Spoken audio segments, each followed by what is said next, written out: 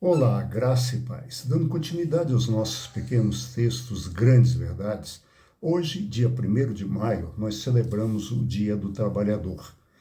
Alguns dizem Dia do Trabalho, mas o mais correto, na verdade, é Dia do Trabalhador. Essa data, ela remonta à luta histórica dos trabalhadores norte-americanos por uma melhor jornada de trabalho.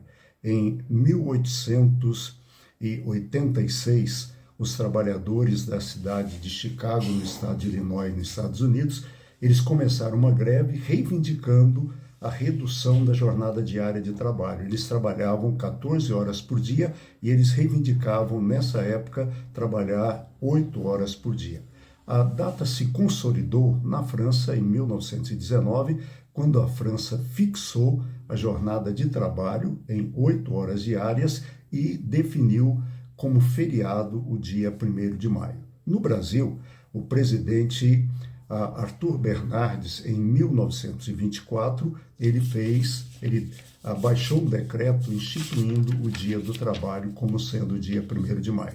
Interessante que a data ela remonta a algo que aconteceu nos Estados Unidos, e o Dia do Trabalho nos Estados Unidos, o Labor Day, ele é comemorado na primeira segunda-feira de setembro e não no 1º de maio.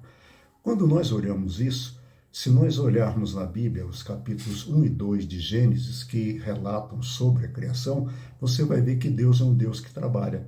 Uma frase que aparece muito lá é a seguinte: criou Deus isso, criou Deus aquilo, porque Deus é um Deus criador, trabalhou na criação. Tanto trabalhou que ele escolheu o 7º dia para descansar. Ele tirou um dia de descanso que, na tradução mais correta, ele descansou da sua criação. Ele interrompeu o seu processo criativo. Já no capítulo 3 de Gênesis, registra a queda do ser humano, quando Adão e Eva pecaram. E aí, algumas pessoas acreditam que Deus amaldiçoou o trabalho, porque no versículo 19, Gênesis 3:19, a parte A, diz o seguinte: com o suor do seu rosto você comerá o seu pão. Algumas pessoas dizem, tá vendo? Deus amaldiçoou o trabalho. Não, Deus não amaldiçoou o trabalho. Jesus disse, o Pai trabalhou desde o início e é o trabalho também. Deus não amaldiçoou aquilo que ele criou, foi ele quem criou o trabalho.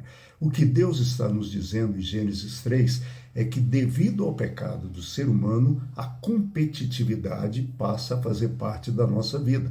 O que nos cansa não é trabalhar, o que nos cansa é competir. Ou seja, não basta ser bom, você tem que ser o melhor, você tem que ser o melhor entre todos. Isso só não basta. Tanto é que no Brasil essa competitividade é tão grande que algumas pessoas alegam que, quando tem um campeonato, o vice-campeão é o primeiro dos últimos. Se você pegar, por exemplo, o Campeonato Brasileiro de Futebol, tanto Série A quanto B, são 20 times. O vice-campeão é o segundo melhor, mas na cabeça de algumas pessoas, o vice é o primeiro dos últimos, devido a essa competitividade.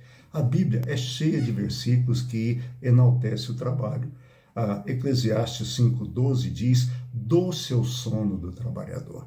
Lucas 10:7, Jesus diz, digno é o trabalhador do seu salário. O trabalho é uma bênção de Deus para o ser humano, e celebramos essa data lembrando de tudo aquilo que já foi conquistado. Por exemplo, no Brasil, nós temos direito a férias, 13º, repouso semanal remunerado.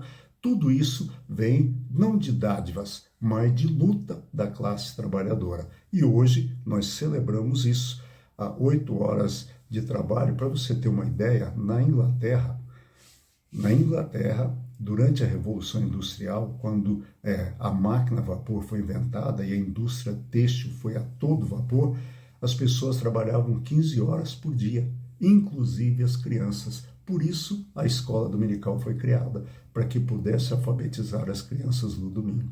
Então, essas coisas que temos foram conquistas.